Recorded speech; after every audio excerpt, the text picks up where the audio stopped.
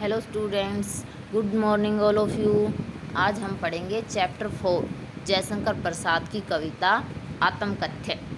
इसमें देखो, एक बार काव्य में ऐसा समय चला था जब सभी लोग अपनी आत्मकथा लिख रहे थे। बहुत सारे कवियों ने, बहुत सारे लेखकों ने अपनी आत्मकथा का लिखा, चाहे वो कविता के माध्यम से लिखो या उपन्यास कहानियों के माध्यम से लिखा हो। अब जो कवि है उसमें कवि को भी, जो जयशंकर प्रसाद कवि हैं, उनको भी उनके दोस्तों ने, साथियों ने अपनी आत्मकथा लिखने के लिए कहा। तो वो आत्मकथा नहीं लिखते, और क्यों नहीं लिखना चाहते वो इस कविता में बताया गया है। आत्मकथ्य कि मेरी आत्मा का जो कथन है वो क्या है। मधुप गुनगुनाकर कह जाता कौन कहानी यह अपनी, मुरझाकर गिर रही पत्तियां देखो कितनी आज घनी। कवि कह रहा है कि वो बता रहा है इसमें कि वो अपनी आत्मकथा क्यों नहीं लिखना चाहता। मधुप मन रूपी भंवरा, मधु का अर्थ होता है भंवरा, लेकिन यहाँ मन को ही भंवरा कहा है, मन रूपी भंवरा। गुनगुनाकर कह जाता कौन कहानी है अपनी, जिस तरह से भंवरा गुंजार करता है उसी तरह से कह रहे कि जो मन रूपी भंवरा है वो गुंजार करता हुआ पता नहीं अपनी कौन सी कहानी कह देता है। मुरझाकर गिर रही पत्तियां देखो कितनी आज घनी। कवि कह रहे कि मेरे जीवन में जो सुख रूपी पत्तियां थी वो बहुत घनी थी, लेकिन वो धीरे धीरे मुरझाकर गिर रही हैं। अर्थात कवि कहना चाहता है कि मेरे जीवन में पहले तो सुख था, लेकिन धीरे धीरे वो सुख समाप्त होता जा रहा है, ख़त्म होता जा रहा है। मेरे जीवन में दुख आते जा रहे हैं। इस गंभीर अनंत नीलिमा में असंख्य जीवन इतिहास। अब कह रहा है कि ये जो अनंत, गंभीर, गहरा, अनंत नीलिमा, नीलिमा आकाश के लिए कह रहा है कि अनंत जिसका अंत ना हो, असंख्य बहुत सारी संख्या में जीवन इतिहास लिखे गए हैं। कि ये जो काव्य रूपी इतिहास है, आकाश है, इसमें अनेक कवियों ने अपने जीवन इतिहास लिखे हैं। अर्थात यानी कि आकाश के रूप में माना है काव्य खंड को पूरे को, और कह रहा है कि उसमें अनेक कवियों ने अपनी जीवन का इतिहास अर्थात अपनी आत्मकथा लिखी है। यह लोग करते ही रहते हैं अपना व्यंग्य मलिन उपहास, और वो अपनी जीवन इतिहास में, अपनी आत्मकथा में अपने ऊपर व्यंग्य करते हैं, अपना मजाक उड़ाते हैं। यानी कि ये कहना चाह रहा है कि जब आत्मकथा लिखेंगे, कोई भी अपनी आत्मकथा लिखता है तो उसमें वो अपने जीवन के बारे में सब कुछ बताता है। और कई बार ऐसी बातें भी होती हैं जो सबके सामने बताने की नहीं होती, और ऐसा जब सब कर देते हैं प्रकट ऐसी बातों को, तो लोग उनका उपहास उड़ाते हैं, उनके ऊपर व्यंग्य करते हैं। तो कवि यही कह रहा है कि ऐसे आत्मकथा लिखने पर, लिखकर कवियों ने अपने ऊपर व्यंग्य करवाया है, अपने आप को उपहास का पात्र बनाया है। तब भी कहते हो कह डालूं दुर्बलता अपनी बीती। यानी कि जब कवि लोग या लेखक लोग अपनी आत्मकथा में अपनी कमजोरियों का, अपनी जो कुछ खामियां हैं उसका जिक्र करते हैं, तो लोग उसको पढ़कर उनके ऊपर व्यंग्य करते हैं, उनका उपहास का पात्र मानते हैं। तब कवि कह रहे हैं कि फिर भी तुम कहते हो कि लोग उसका मजाक उड़ाते हैं, फिर भी तुम कह रहे हो कि मेरे जो जीवन में जो मेरी दुर्बलताएं रही हैं, जो मेरी कमजोरियां रही हैं, मैं वो फिर भी कह डालूं। तुम सुनकर सुख पाओगे देखोगे यह गागर रीति। कह रहे कि मेरी जो आत्मकथा है, अगर मैं उसको लिखूंगा तो उसकर सुनकर क्या तुम सुख पाओगे। यानी कि मेरे जीवन में ऐसा कुछ नहीं हुआ जिसे सुनकर, जिसको पढ़कर लोगों को सुख की प्राप्ति हो। तुम अगर मेरी आत्मकथा को पढ़ोगे तो देखोगे कि मेरे जीवन रूपी जो गागर है, जो घड़ा है, वो रीता है, अर्थात खाली है। किंतु कहीं ऐसा न हो कि तुम ही खाली करने वाले अपने को समझो, मेरा रस ले अपनी भरने वाले। अब कवि कह रहा है कि मेरा जीवन रूपी जो घड़ा है वो खाली है, अर्थात मैंने जीवन में ऐसा कुछ प्राप्त नहीं किया है, ऐसा कुछ खास काम नहीं किया है जिससे मेरे को ये लगे कि मैंने कुछ हासिल किया है।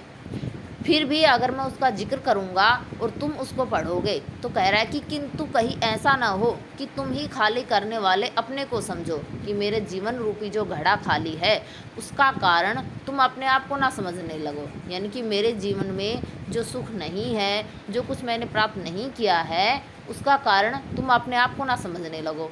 मेरा रस ले अपनी भरने वाले, और मेरे जीवन से सुख लेकर अपने जीवन में सुख भरने वाला अपने आप को ना समझो। यानी कि मेरे जीवन में जो कुछ कमियां रह गई हैं, जो दुख आए हैं, उसका कारण तुम अपने आप को ना समझने लगो। यह विडंबना अरी सरलते तेरी हंसी उड़ाऊं मैं, भूले अपनी या प्रवचना औरों की दिखलाऊं मैं। अब कवि कह रहा है कि मेरे जीवन की यह विडंबना है कि अरी सरलते, मेरे जीवन की जो सरलता है, जो सादगी है, उसको मैं हंसी नहीं उड़ा सकता, उसकी मैं हंसी कैसे उड़ाऊं। यानी कि कवि का जीवन सादगी भरा रहा है, सरल रहा है, और वो सबके सामने उसका जिक्र करेगा तो लोग उसकी हंसी उड़ाएंगे। तो कह रहे कि मेरी ये विडंबना है कि मैं अपनी सरलता, अपनी सादगी की हंसी कैसे उड़ाऊं। भूले अपनी, ये कह रहा है कि मैं अपनी आत्मकथा में मैं अपनी भूलों का, अपनी कमियों का वर्णन करूं, या प्रवचना, या औरों की दिखलाऊं मैं, या और लोगों ने, दूसरे लोगों ने मुझे धोखा दिया है, मैं उसका जिक्र करूं। कवि कह रहा है कि मैं अपनी आत्मकथा में मैं अपनी गलतियों का जिक्र करूं, या फिर और लोगों ने, दूसरे लोगों ने मुझे धोखा दिया है, मैं उसका जिक्र करूं। उज्ज्वल गाथा कैसे गाऊं मधुर चांदनी रातों की, अरे खिलखिलाकर हंसते होने वाली उन बातों की। अब ये तो कवि ने बताया है कि उसके जीवन में दुख था, पर कह रहा है कि उसके जीवन में भी खुशी की कुछ रातें आई थी। उज्ज्वल गाथा कैसे गाऊं मधुर चांदनी रातों की, कि मैंने चांदनी रात में जो मधुर समय बिताया था, उनकी गाथा, उनके बारे में मैं कैसे बताऊं। अरे खिलखिलाकर हंसते होने वाले उन बातों की, और जो बातें मैंने अपने जीवन साथी के साथ हंसते खेलते हुए की थी, यानी कि जो समय मैंने अपने जीवन साथी के साथ सुखपूर्ण बिताया था, उसका जिक्र मैं कैसे करूं। आज हम यहीं तक पढ़ेंगे, इसको एक बार फिर से देखते हैं। मधुप गुनगुनाकर कह जाता कौन कहानी यह अपनी, मुरझाकर गिर रही पत्तियां देखो कितनी आज घनी। कवि कह रहा है कि मन रूपी भंवरा गुंजार करते हुए पता नहीं अपनी कौन सी कहानी कह जाता है। अर्थात कवि ये कह रहा है कि मेरा मन जो है ना, वो अपनी कहानी कह रहा है। मुरझाकर गिर रही पत्तियां देखो कितनी आज घनी, मेरे जीवन में सुख रूपी बहुत सारी पत्तियां थी, घनी थी, लेकिन वो धीरे धीरे मुरझाकर गिर रही हैं। अर्थात मेरे जीवन में पहले सुख था, लेकिन अब धीरे धीरे वो समाप्त होता जा रहा है। इस गंभीर अनंत नीलिमा में असंख्य जीवन इतिहास, यह लोग करते ही रहते हैं अपना व्यंग मलिन उपहास। कवि कह रहा है कि ये जो नीला आकाश के समान काव्य है, इसमें अनेक कवियों ने अपने जीवन इतिहास लिखे हैं, अर्थात अपनी आत्मकथा लिखी हैं, और वो अपनी आत्मकथा में अपने ऊपर व्यंग्य करवाते हैं, अपने आप को उपहास का पात्र बनाते हैं। अर्थात जब वो अपनी कविताओं में, अपनी आत्मकथा में अपनी कमजोरियों का जिक्र करते हैं, तो लोग उसको सुनकर, उसको पढ़कर उसका उपहास बनाते हैं। तब भी कहते हो कह डालूं दुर्बलता अपनी बीती। फिर कवि कह रहा है कि लोग सबका मजाक उड़ाते हैं, और फिर भी तुम कह रहे हो कि मेरे जीवन की जो कमजोरियां रही हैं, मैं उनका जिक्र सबके सामने कर दूं, अपने आप की जो बीती हुई कमजोरियां हैं वो सबको बता दूं। तुम सुनकर सुख पाओगे, देखो ये है गागर रीति। तुम मेरे जीवन की आत्मकथा को सुनकर क्या सुख प्राप्त करोगे, और तुम देखोगे कि मेरा जीवन रूपी जो घड़ा है वो बिल्कुल खाली है। अर्थात कवि ये कहना चाहता है कि मेरे जीवन में ऐसी कोई ख़ास बात नहीं है, मेरे जीवन में कुछ मेरी कमजोरियाँ रही हैं, कुछ खामियां रही हैं। अगर मैं उनका जिक्र सबके सामने करूँगा तो लोग मेरा मजाक उड़ाएंगे और देखेंगे कि मेरा जीवन रूपी जो घड़ा है वो बिल्कुल खाली है। अर्थात मैंने कुछ ऐसा हासिल नहीं किया है जिसे मैं सबके सामने उजागर करूँ। किंतु कहीं ऐसा ना हो कि तुम ही खाली करने वाले अपने को समझो।